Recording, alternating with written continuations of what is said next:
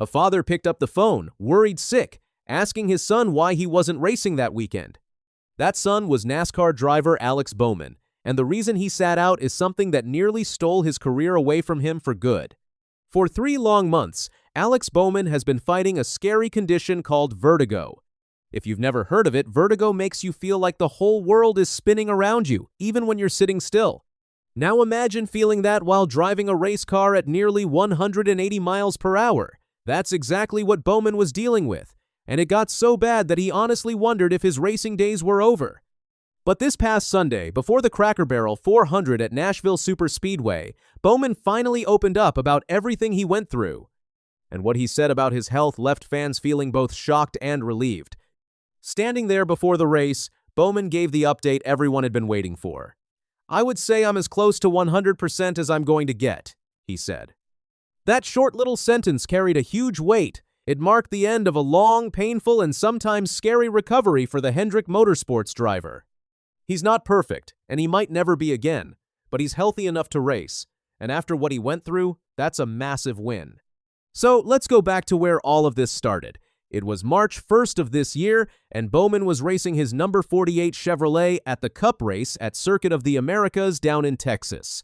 Everything seemed normal until suddenly it wasn't. The vertigo hit him hard, and it hit him fast. He started feeling dizzy. The car felt like it was spinning even when he was driving straight.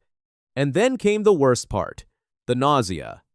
Now think about being strapped into a tight race car seat, going wide open, while you feel sick to your stomach. There's nowhere to go. Bowman didn't hold anything back when he described what happened. "I was dizzy in the car and throwing up on myself in the car, spinning and kind of all that stuff," he admitted. Yeah, you read that right. He was actually throwing up on himself while still trying to drive. It got so bad that with about 20 laps left in the race, Bowman couldn't take it anymore. He climbed out of the car.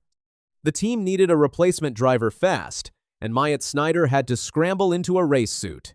The funny part? Snider had been working that day as a pit spotter for the Fox broadcast. One minute he was helping with the TV coverage, the next minute he was jumping into a Cup car. That was just the beginning of Bowman missing races. He sat out 4 straight Cup events. Anthony Alfredo took over the number 48 at Phoenix Raceway. Then Justin Allgaier jumped in at Las Vegas, Darlington, and Martinsville. Bowman also had a deal with JR Motorsports to race in NASCAR's second-tier series at Darlington and Nashville. He had to step away from those too. Kyle Larson ended up taking that ride at Nashville and finished a solid 8th place. In fact, the whole reason Bowman's dad called him was because he didn't realize his son had pulled out of the Nashville race in advance. Bowman laughed about it later. "Honestly, I forgot about it. And then I saw everybody confused this week," he explained. "My dad called me. He's like, 'Why aren't you running that race?' I'm like, 'What are you talking about?' So, yeah, I totally forgot about it." That little story tells you just how much his mind was focused on getting better, not on race schedules. Here's the thing about vertigo.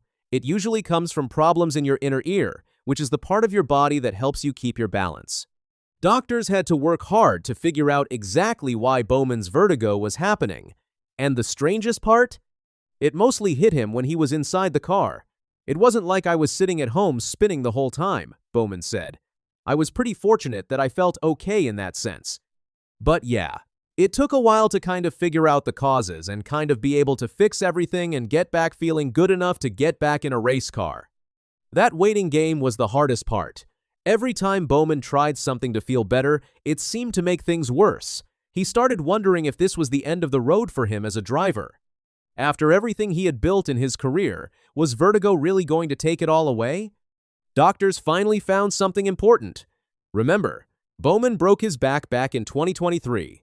Turns out, that old injury was still causing problems. He needed what he called a tiny little operation on his spine to help fix his balance issues. He also kept doing physical therapy to make sure the vertigo wouldn't come back. And then one day, just like flipping a light switch, Bowman started feeling like himself again. The fog cleared, the world stopped spinning, the dizziness faded, he was back. To really understand what this means for Bowman, you have to know his story.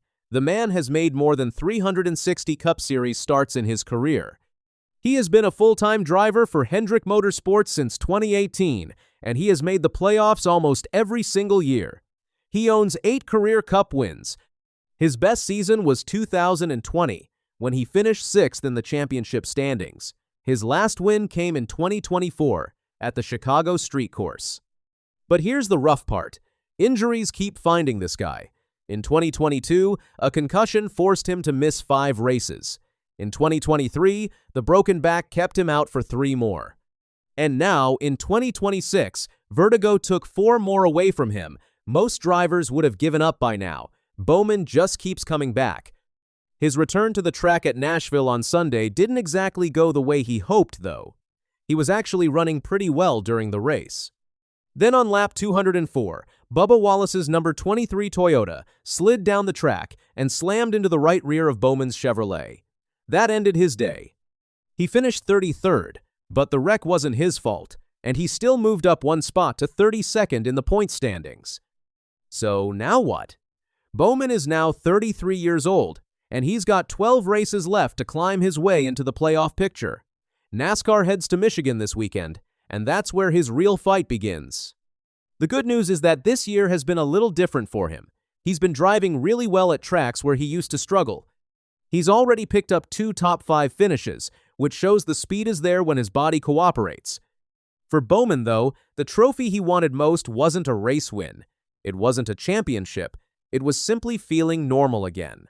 He spent months wondering if he'd ever get out of bed without the world tilting sideways, let alone strap into a race car. To get past all of that, to come back from a place that dark, that's the kind of victory you can't measure with points or laps. He summed it up perfectly when he wrapped up his talk with reporters. "I'm glad to be on the right side of it," Bowman said. 5 simple words, but they hold a whole world of meaning. He's on the right side. Not 100%, not perfect, but healthy enough to race, healthy enough to chase the playoffs, and healthy enough to live a normal life again.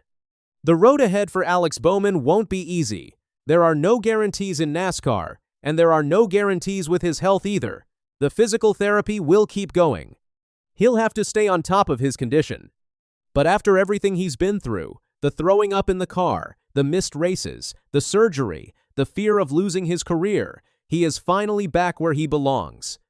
Behind the wheel, with his foot on the gas, and 12 races to prove the comeback is real. And maybe that's what makes Alex Bowman's story so special. In a sport built on speed, horsepower, and trophies, his biggest win this year had nothing to do with crossing a finish line.